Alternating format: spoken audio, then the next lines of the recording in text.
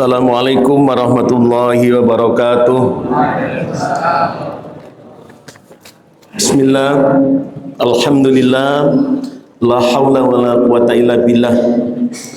Asyhadu an la ilaha illallah wahdahu la syarika lah, wa asyhadu anna Muhammadan abduhu wa rasuluh.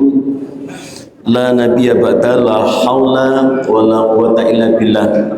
Allahumma ftah lana hikmataka wansur alaina rahmataka min khazaini rahmatika ya arhamar rahimin. Rabbi israh li sadri wa yassir li amri wahlul 'uqdatam min lisani yafqahu qawli. Rabbi zidni ilma wa wasy'li fi rizqi wa barik li fi ma razaqtani waj'alni mahbuban fi qulubi ibadika wa azizan fi uyunihim waj'alni wajihan fi dunya wal akhirah wa minal muqarrabin ya kathiran nawali ya hasanal fi'ali ya qaiman bila zawalin ya mubdian bila mithalin falakal hamdu walakal mintu walakal syarafu ala kulli halin. Melanjutkan kajian tafsir kita At-Tanwir, masih membedah dalam surat Al-Fatihah. Yang minggu yang lalu kita membahas tentang tujuan hidup manusia yang ada 3 itu. Pertama adalah tujuan akhirat, yang minggu lalu sudah kita sampaikan bahwa gerbang akhirat itu sejak kita dilahirkan dan sampai kita meninggal dunia, itu gerbang akhirat. Dan hal yang sangat penting dalam mempersiapkan akhirat ini adalah salah satu amalannya adalah sholat, yang kemarin sudah kita sampaikan sebagaimana Rasulullah bersabda, awwalu ma yuhasabu intal yaumal qiyamati as-sholat.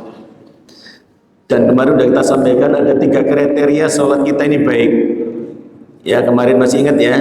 1 adalah khusyuk dan ikhlas. Yang kedua adalah memahami makna dan tujuan. Yang ketiga adalah menjaga perilaku kita setelah sholat. Inna sholata tanha anil faksa wal munkar. Jadi kalau sholat kita ini baik, itu memenuhi 3 kriteria ini. Nah, hari ini kita akan membahas yang kedua adalah tujuan hidup manusia. Yang kedua adalah tujuan spiritualitas. Ini sebenarnya berkaitan dengan nilai-nilai kebaikan atau nilai-nilai yang diperjuangkan oleh Muhammadiyah selama ini, atau nilai-nilai yang selama ini diperjuangkan dalam pendidikan Muhammadiyah.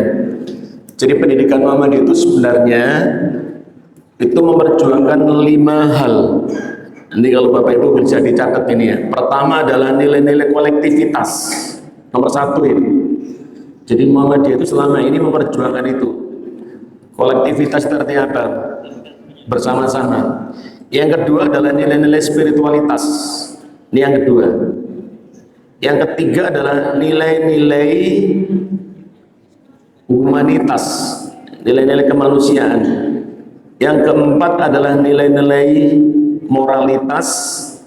Dan yang kelima adalah nilai-nilai profesionalitas. Yang nilai-nilai profesionalitas.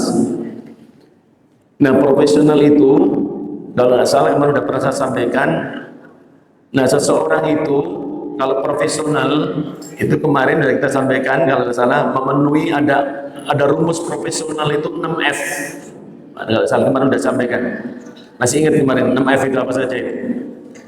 Lali ya. Nanti kita makanya ditulis biar nggak lali. 1, F yang pertama adalah ini rumus profesional. F yang pertama adalah fokus. Nomor 1 ini. Jadi kalau kita ini termasuk orang yang profesional, nomor 1 itu fokus. Yang kedua adalah fast. Fast itu apa? Cepat, ya.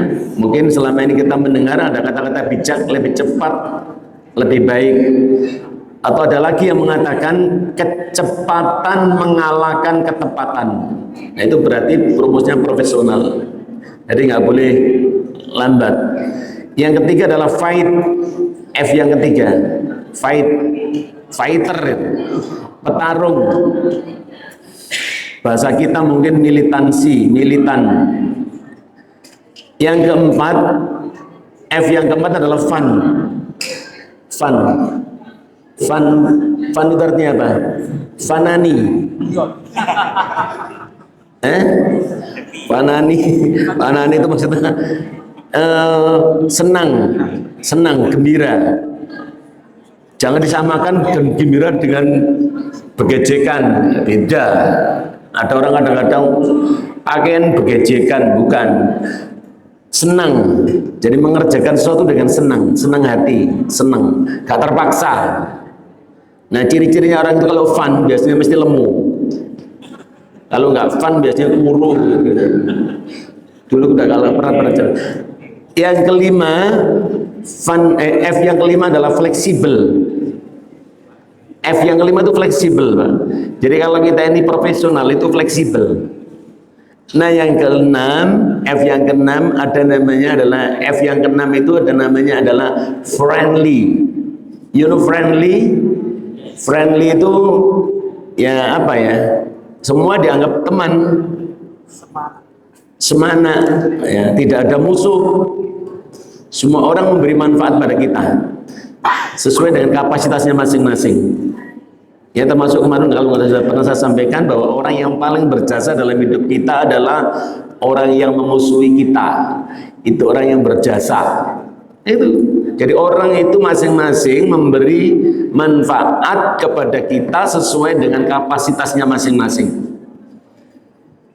Dan menurut saya orang yang paling berbahaya adalah orang yang paling dekat dengan kita. Orang yang paling berbahaya itu adalah orang yang paling dekat. Makanya kalau ada kasus-kasus tertentu dalam dunia kepolisian mesti sing digolei orang-orang yang paling dekat.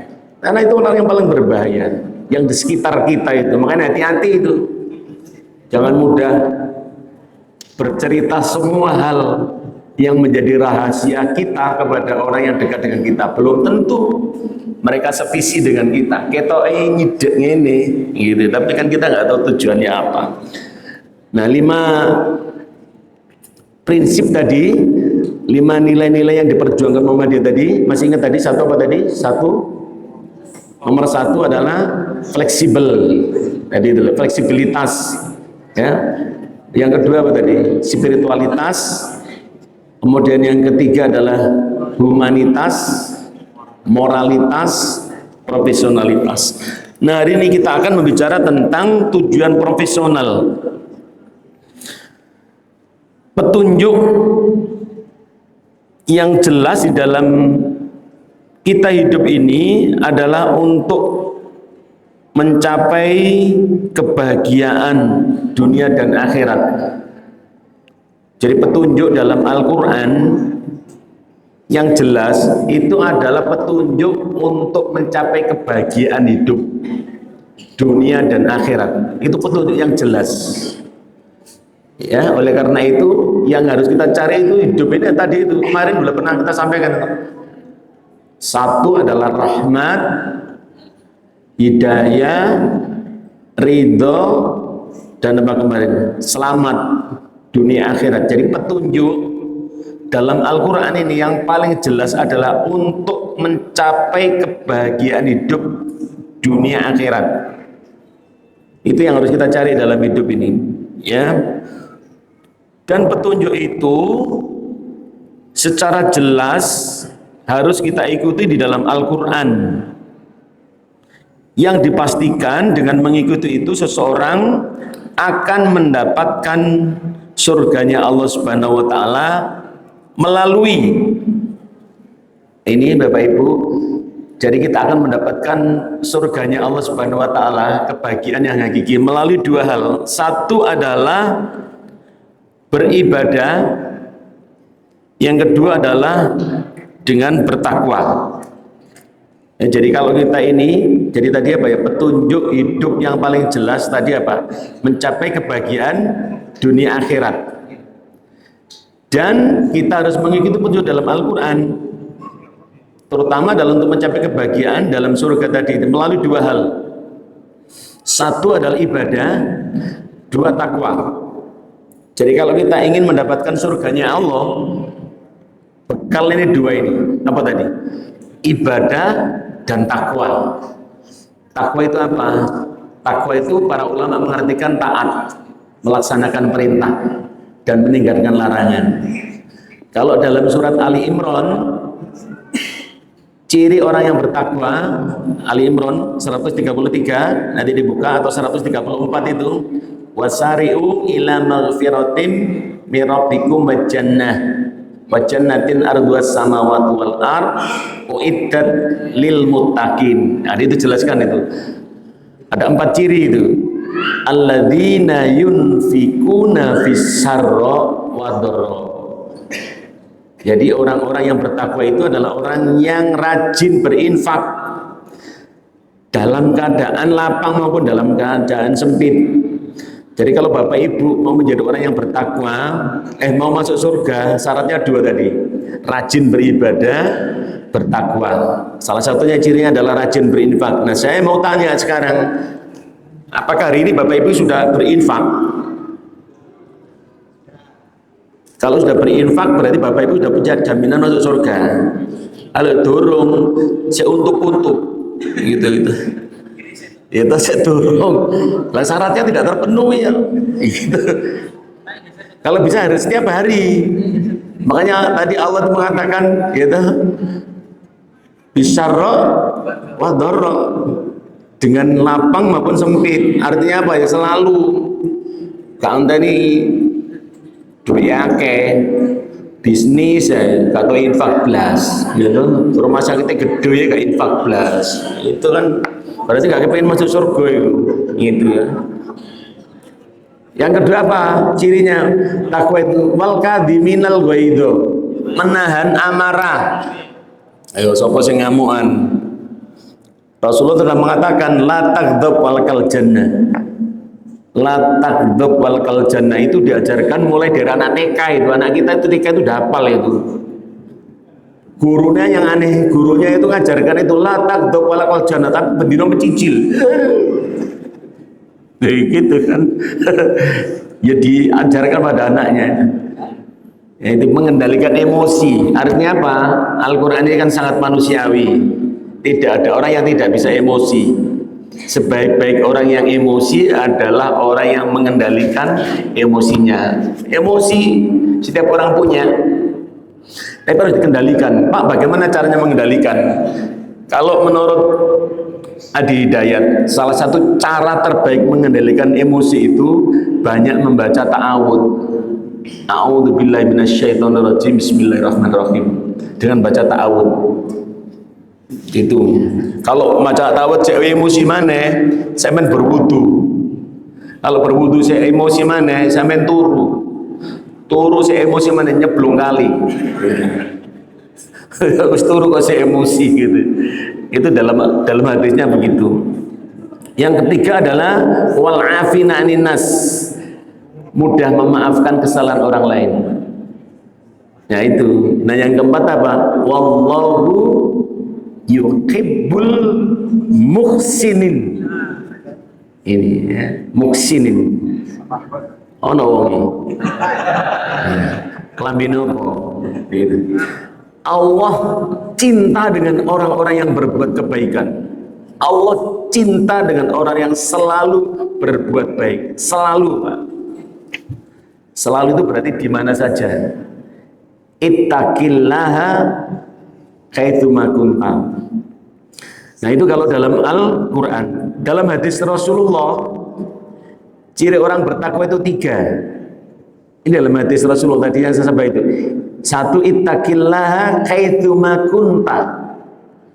Nomor 1 adalah ingat kepada Allah dimanapun kita berada. Itu ciri yang bertakwa itu menurut Rasulullah itu. Yang kedua apa? Wa'adbi is-sayyi'atal hasanata tamhuha. Selalu menghadirkan kebaikan di sisi keburukan. Ya, mau menghadirkan kalau ada sesuatu yang tidak baik, kita hadirkan yang baik. Bukan lari, bukan ngelokno, merubah. Itu.